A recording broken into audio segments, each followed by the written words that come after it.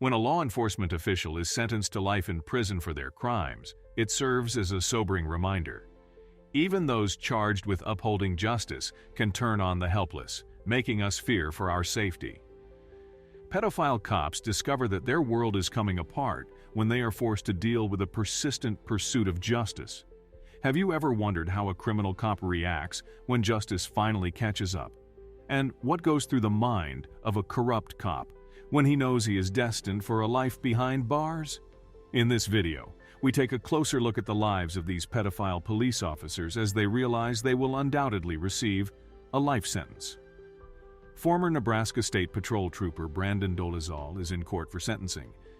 He served from June 2020 until his termination in March 2021 following an internal investigation. Dolezal faces charges of first-degree sexual assault on a child. Shocking revelations emerged about an incident at Skutt Catholic High School in November 2021 involving a missing 15-year-old girl. The girl later revealed that Dolezal had sexually assaulted her in his pickup truck. Shockingly, the victim revealed that Dolezal knew she was only 15 years old, and they communicated via Snapchat. Dolezal was sentenced to an indeterminate term of 10 to 12 years in prison for various charges, including child pornography. This incident left the community incensed, and Dolezal's actions have dealt a severe blow to Nebraska's law enforcement reputation. As we reflect on this incident, we're left pondering just how many more bad officers might still be lurking within the ranks. Former Hutchinson police officer Todd W. Allen is 51 years old, with 21 years of law enforcement experience. He abused his position of authority to victimize vulnerable women. Court records reveal a disturbing pattern where he targeted females, frequently approaching cars with passengers, including boyfriends, friends, or siblings. Employing tactics like tapping on windows and using a flashlight, he would pretend to be security personnel and force victims out of their vehicles. During these assaults, he concealed his identity with a black ski mask and questioned victims about drugs. Allen fled the scene of the attacks when the victims screamed for help.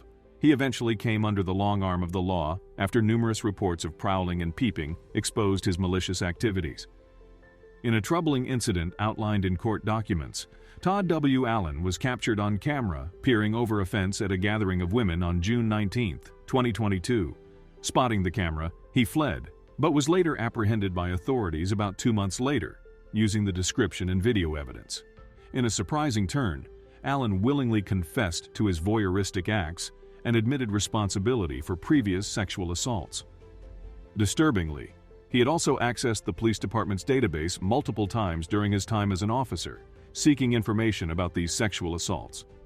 This dark secret within the Hutchinson Police Department remained concealed for years until the newly appointed police chief, Jeff Hooper, held a press conference on November 6, 2018, to alert the public to potential dangers and offer precautions.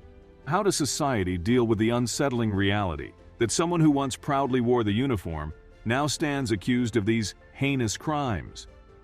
David Carrick, a Metropolitan Police officer, ascended to a position of significant power and influence. However, this power shielded him from accountability as he left a trail of victims behind. Despite prior accusations of burglary and abusive messages, authorities took no action. Reports of him grabbing a woman's neck in 2019 and suspicions of stalking in 2016 were similarly ignored. It wasn't until 2021, when a victim came forward with rape allegations, that Carrick was arrested. The Metropolitan Police and other authorities had long been aware of his behavior but failed to intervene. Exploiting his position as an armed police officer, Carrick preyed on women he met via dating apps, subjecting them to horrific manipulation, control, and physical abuse. He even confined them to small spaces, urinating on them and assaulting them with belts. It took until October 2021, inspired by the Sarah Everard case, for one victim to come forward, leading to Carrick's arrest and suspension from duty. Carrick faces sentencing later in 2023. He might spend as much as 60 years behind bars. Carrick's tale serves as a warning about the dangers of absolute power. All it took was one brave victim to complain, and after 9 questionable escapes, he was finally brought to justice. In the shadows of power, David Carrick operated with authority, evading accountability and leaving a trail of victims in his wake, like a wolf in sheep's clothing.